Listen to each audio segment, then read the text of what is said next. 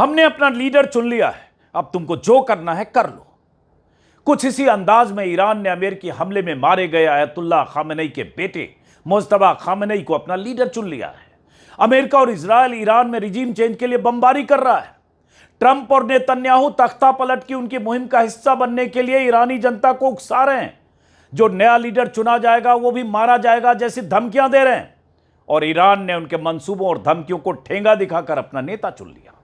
यह संदेश दिया कि तुमको जो करना है कर लो, हम तुम्हारी धमकियों की परवाह नहीं करते। ईरान के इस फैसले के बाद अमेरिका की बौखलाहट किस रूप में दिखेगी इसका तो हमें इंतजार करना होगा, लेकिन ईरानी जनता सड़कों पर आकर अपने नए सुप्रीम लीडर के पोस्टर और बैनर लेकर जश्न मना रही है। रात भर ईरान के शहरों से रैलियों की तस्वीरें आती रही, भीड़ की तस्वीरें आती रही, जश्न और नारेबाजी की ऐसी ही तस्वीरें आती रही।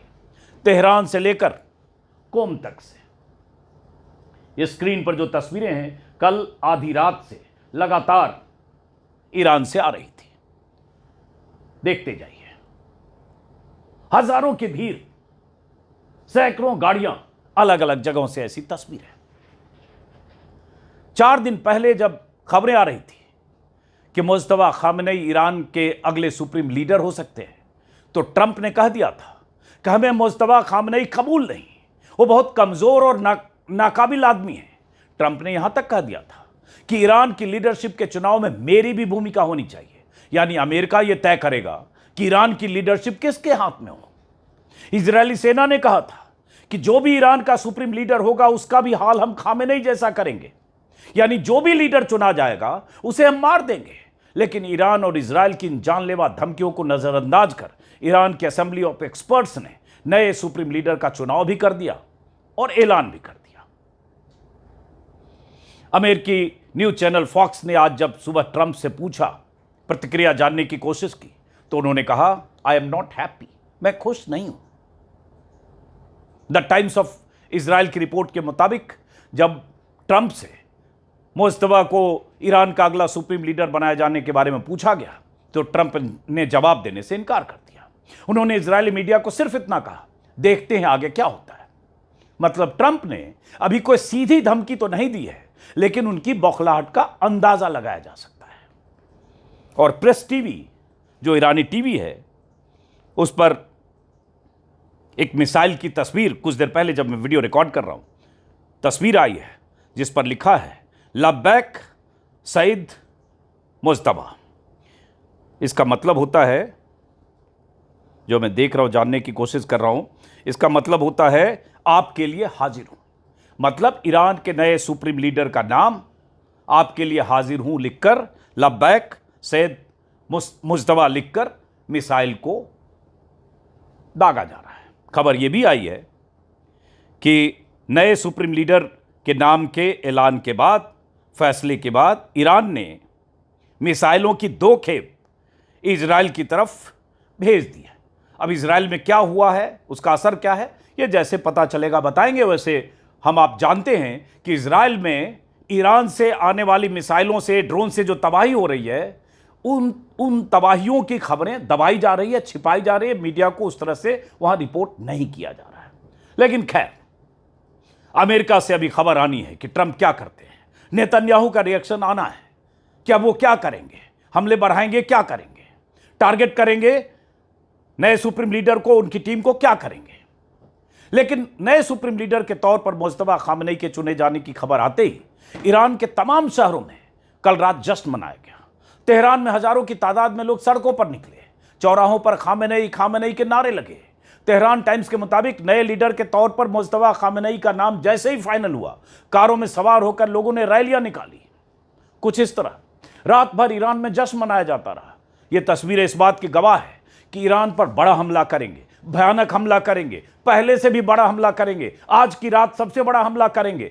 ऐसे अमेरिकी चेतावनियों का असर ईरान की जनता पर नहीं है।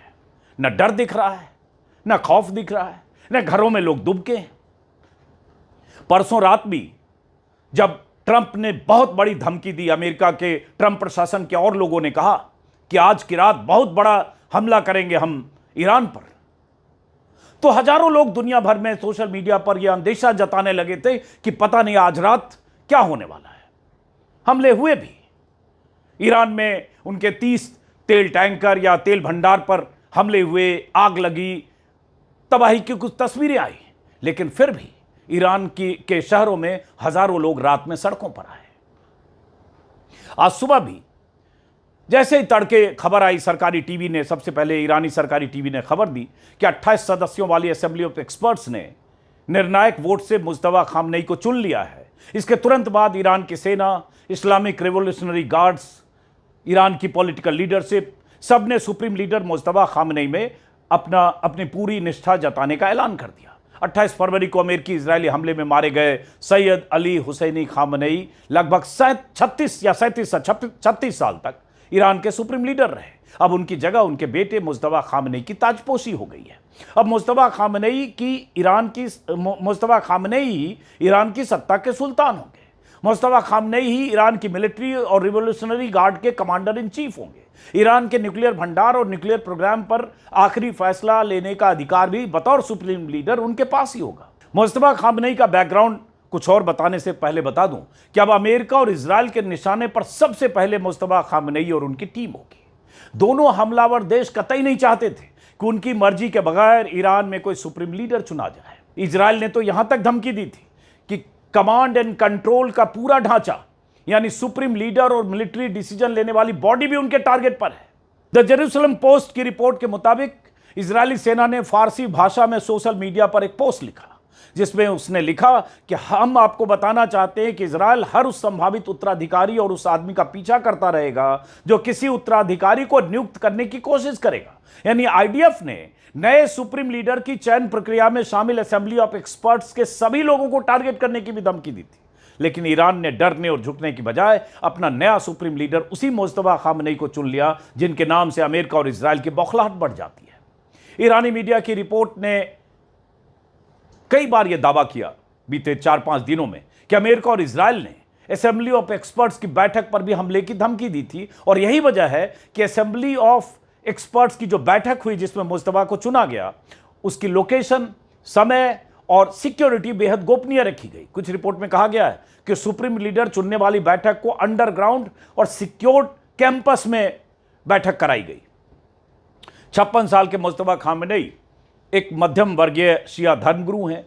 उन्होंने कुंभ से धार्मिक सेमिनरी में पढ़ाई की है। 17 साल की उम्र में ईरान इराक युद्ध में हिस्सा लिया है। उसी दौरान मुज्तबा IRGC से जुड़े।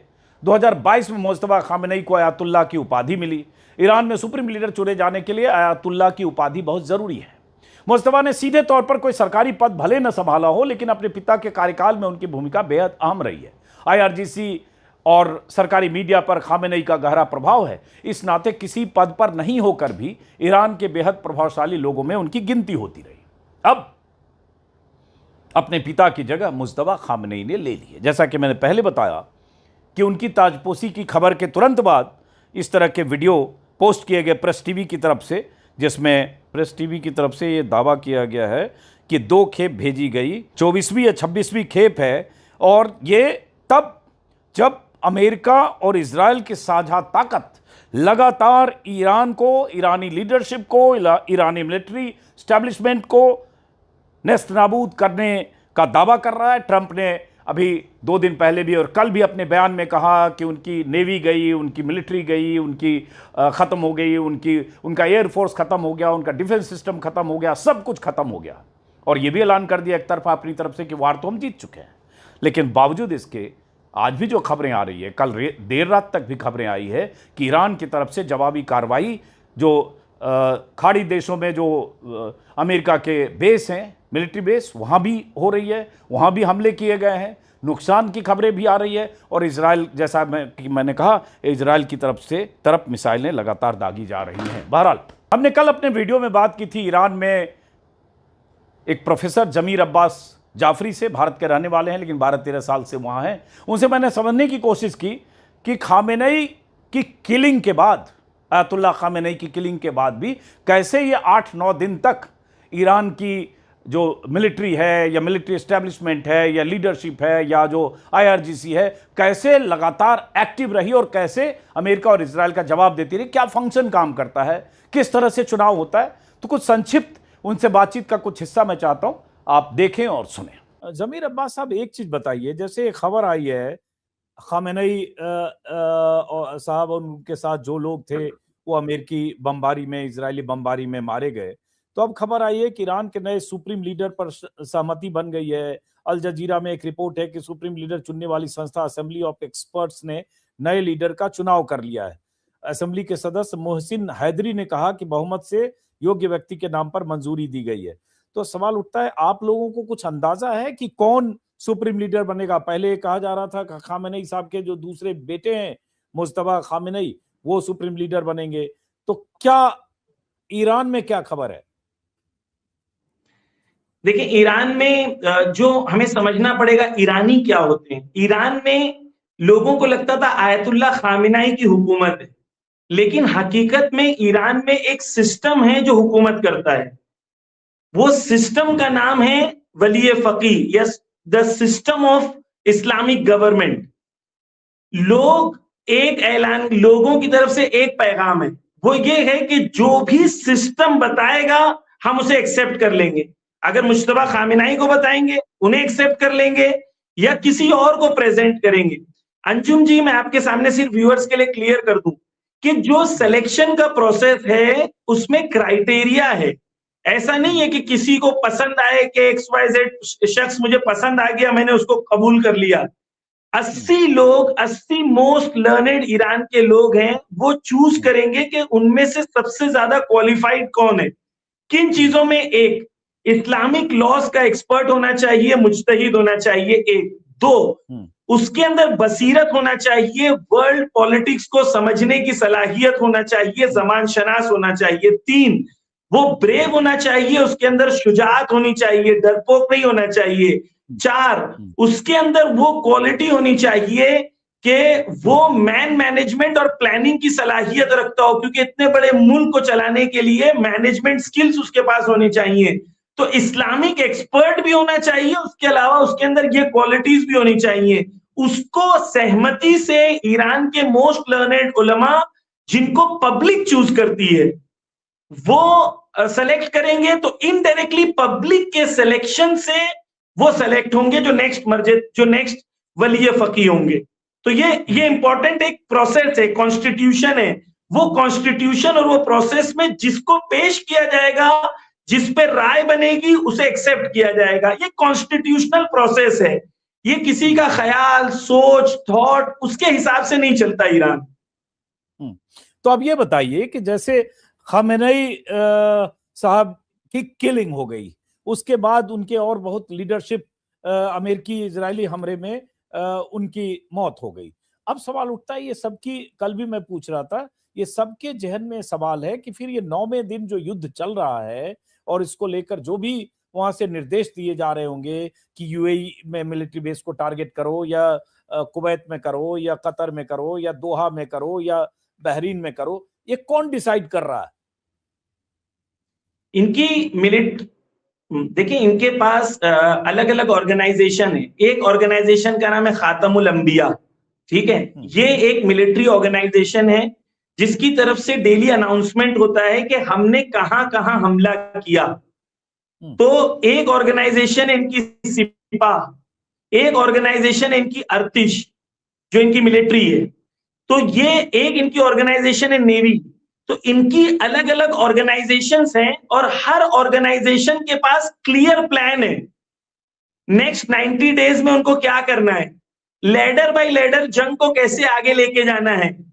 मैं आज एक इंटरव्यू देख रहा था, ईरान में एक एक्सपर्ट हैं हाज हुसैन येक्ता, उन्होंने आयतुल्लाह खामेनेई की शहादत से कुछ दिन पहले मुलाकात की थी और आयतुल्लाह खामेनेई ने उनको कहा था कि इस बार जंग होगी, और जब जंग होगी तो यकीनन यकीनन यकीनन हम जीतेंगे। ये उन्होंने 3 बार यकीन के साथ कहा था। और उन्होंने और जो उनकी टीम है, तो ऐसा नहीं है कि आप एक लीडर, मिसाल के तौर पर मैं आपको अंजुम जी एक सादी सी बात बताऊं, मिसाल के तौर पर, खुदा ना करे, भगवान ना करे, IIT इंडिया का एक इंस्टीट्यूट है, ठीक है। IIT के आप 10 जो इंडिया के टॉप प्रिंसिपल्स हैं, खुदा ना करे उनको किसी ने मार दिया, तो क्या IIT बंद हो जाती है? IIT के आप 20 प्रोफेसर को मार दो तो IIT 50 साल से आप तरबियत कर रहे हैं, एक प्रोफेसर हटेगा तो दूसरा आ जाएगा, एक प्रिंसिपल हटेगा तो दूसरा आ जाएगा, क्योंकि सिस्टम मौजूद है। आप ईरान को क्यों नहीं समझ रहे कि ईरान के पास इंस्टीट्यूशंस हैं, सिस्टम है, लीडरशिप है, उनका प्लान है, नेक्स्ट 20 लेयर्स उनके पास क्लियर है कि अगर ये जाएंगे तो क्या होगा, यानी उनके पास ये क्लैरिटी है और उनके यहां जर्रा बराबर डाउट नहीं है।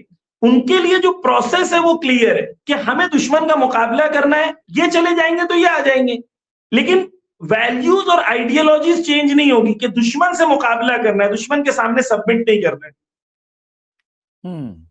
चलिए जमीर अब्बास साहब, चूंकि समय समय पर हम लोग लगातार बात करते रहेंगे, लेकिन मैं अगले 2-3 दिनों में एक बार लगभग 40-50 मिनट विस्तार से जरा बात करूंगा यही खामेनेई साहब के सिस्टम, सुप्रीम लीडर के चुने जाने की प्रक्रिया, मल्टी लेयर सिस्टम क्या है वो, और किस तरह से ईरान का सिस्टम के साथ सरकार और सुप्रीम लीडर की जो की वो है वो कैसे काम करती है, इस पर एक बार विस्तार से बात करूंगा। एक एकेडमिक की तरह आप बताएं, और हम जानना चाहेंगे कि भाई एक तरफ बहुत सारे लोग सवाल हैं जो जिन्होंने उतना ईरान के बारे में नहीं पढ़ा है कि भाई वहाँ प्रेसिडेंट भी हैं, वहाँ रिवोल्यूशनरी गार्ड के चीफ भी हैं, वहाँ सुप्रीम लीडर भी हैं, वहाँ काउंसिल भी है, वहाँ बहुत सारी चीजें, वहाँ कोई असेंबली ऑफ एक्सपर्ट्स भी है। इन सब के बीच वर्क डिवीजन क्या होता है, कहीं कॉन्फ्लिक्ट होता है कि नहीं? जैसे आज कहीं यहाँ के अखबार में खबर छपी कि रिवोल्यूशनरी गार्ड के जो